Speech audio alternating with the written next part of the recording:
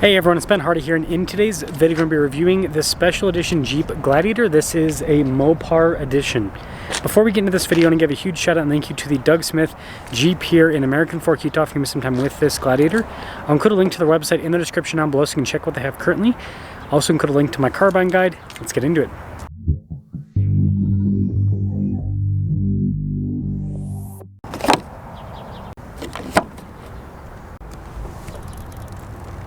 So under the hood we have a 3.6 liter V6 that goes through an 8-speed automatic transmission.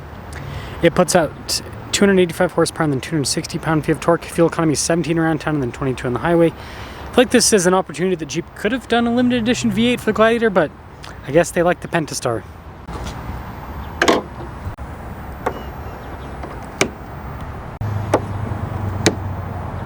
Before we move forward with this review, I do want to mention if you're going to see more videos just like this, then I recommend you subscribe because I post content every single day. So taking a look at the hood, you can see the decal. It's a big part of this Mopar Edition package. It's built off of Rubicon, so you got the cool hood vents and the darker grille, and then obviously Rubicon there on the side. You got this little like hoop bar here on the front with the Mopar Edition as well. Red tow hooks because it's built off of a Rubicon, but yeah, pretty cool look so far. Now at the Rubicon, you do have 33s wrapped around 17-inch wheels in the front and over in the rear. You can see with the wheel design, you've got that silver with the blacked out trim. Nice all-terrain tires. Gladiator still has a solid front axle for those of you that are wondering on that front. Nice body painted fender flares. You can see the red Jeep badge, the trail rated badge as well. And then this one has the body painted hard top and all of that. Now another part of the Mopar package is going to be this decal on the back. The little Jeep logo and everything, so it's kind of cool, right? And if you take a few steps back, there's the side profile. And this leads us to the key fob, just a regular Jeep key fob, so nothing crazy with that. And then popping over to the back, so if I open up the tailgate, you can see we've got protection here from the factory as well as lights. This has a hard trifold tonneau cover. And then we've got another decal here on the back. Mopar logo down below, upgraded taillights with this, and then again more recovery points with the Rubicon side of things. And it's the rest of the rear. Almost forgot to mention the side, we do have the rock rails added to this. And then I guess we'll open up both doors so you can see all the seats with this. So interesting, it doesn't have the soft touch up there, but does have padding here. We've got these Mopar seats that have been added. That's what they call them. They are cat skins, if you're wondering. So here's the seats. Pretty cool looking, still manually adjustable and all of that. Let's quickly pop in. Oh, you also get this, like the old school grab handles. But I just hit my head on them. Guess I'm a little bit too tall for that. It's cool with the Jeep logo. Red stitching to match the theme with this. Let's see if this one has the front camera.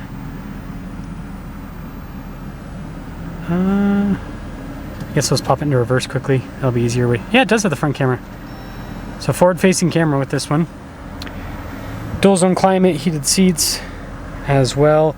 Being a Rubicon, we've got front and rear locking differentials, sway bar disconnect. This has a 2-speed transfer case. You can add 4 auxiliary items to it as well. And then this is different too. The center console lid also has that red leather on it. And then this is loaded up, so it does have the top insulation. This leads us to the window sticker here, Gladiator Rubicon 2024. You can see right there, Mopar 24. So $6,795. Total MSRP with this after all options is $72,190. And you're probably going, well, I don't know if that's worth it. 65 out of 250.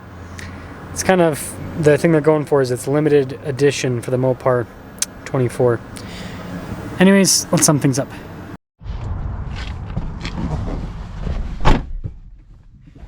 Let's talk about visibility before we set off. So visibility of the hood. Put the mirrors. Put the rear. So you just get to look at some cool red seats. But visibility is not any different. So I've already driven quite a few of these Gladiators, so we're not really going to go on a big drive with this. I just wanted to talk about the Mopar Edition, my kind of thoughts on this. So like in terms of, you know, Jeep offering some unique packages on the Gladiator, I think that's cool. I think that more of this should exist, you know, especially I would say modifications that people are already going to get anyways, right? A lot of people are going to add those grab handles. Some people want more custom looking seats, right? So I think that that side of things, super smart, makes a lot of sense. But with that being said, I mean, I think the only thing this has, it's like performance oriented. Yeah, cold air intake, 525, which you're not really going to notice a difference with the cold air intake. Technically, can make it breathe a little bit better, but you know, it's like one of the least, it's a performance mod, but it's like the least performance changing performance mod, I guess is what we could call it. I mean, here, we'll kind of, yeah, it doesn't really feel any different. Still feels like the same Pentastar V6. So, yeah, I think the idea is cool, but I think a lot of people are going to wish that this had a V8, right? People asked for a V8 in the Gladiator for the longest time. I mean, you got that one company that makes a killing off of throwing 6.4 Hemis and Hellcats in these, and yeah, it was definitely a missed opportunity from Jeep to do something at least from the factory, because there's people like myself that, you know, as cool as some of these aftermarket builds can be, I'll never, I shouldn't say never, but I probably wouldn't buy a engine swapped vehicle, because I don't want to deal with the potential issues, right, that aren't covered under a warranty. And so, yeah, Jeep offering a warranted V8, I think that would have obviously done really well. And that's kind of what the Gladiator needed from the start, right? It's expensive for a mid-sized pickup truck, and so something to kind of differentiate it from the rest of the mid-sized pickup trucks. I don't know, I think that would have been helpful, if you ask me. So overall, I think it's cool. I think it would have been cooler if they, you know, they're getting rid of the V8s out of all the other vehicles, so if they would have, like, I don't know, gone out with a bang, right? They did that Final Edition 392 Wrangler. If they would have just thrown at least a 5.7 Hemi under the hood, did just a limited run on them, I think that could have been, cool. Obviously 6.4 would have been the best. And, you know, I understand some engineering would have to go into it, but they've already done the engineering for the Wrangler, and this is just a Wrangler with a truck bed. So just give a 392 a truck bed, got a Gladiator, and yeah, I don't know. I'm just sad that, I mean, I just reviewed that Final Edition Wrangler 392, so it's like, no more V8s, and so that means that, like, we're just never going to get a factory V8 Gladiator, and that's, I don't know, I think that's kind of, let me just make sure I'm not, yeah, oops, I hit this, I think we're good. But yeah, this makes me sad, I don't know, I think a factory V8 Gladiator would have been a really cool vehicle. I think it would have sold pretty well. I don't know, I see so many comments of people saying that that's what they want. Let's actually use the forward camera now. Yeah. Boom. Perfectly placed, kind of. So, let me know your thoughts on this thing, and let me know your thoughts on the V8 side of things. Because you know, the Gladiator, it's a cool car, but I think, I don't know, when it first came out, it was like $60,000 for a loaded up Rubicon.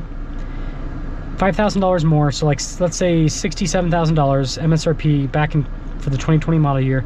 If they'd done a 5.7 Hemi, I think people would have bought it. I think people would have bought the crap out of it. And even if it was, you know, usually trucks are a little bit less expensive than SUVs, but even if this thing was $100,000 with a 6.4 Hemi, I think some people would buy it. I think they would.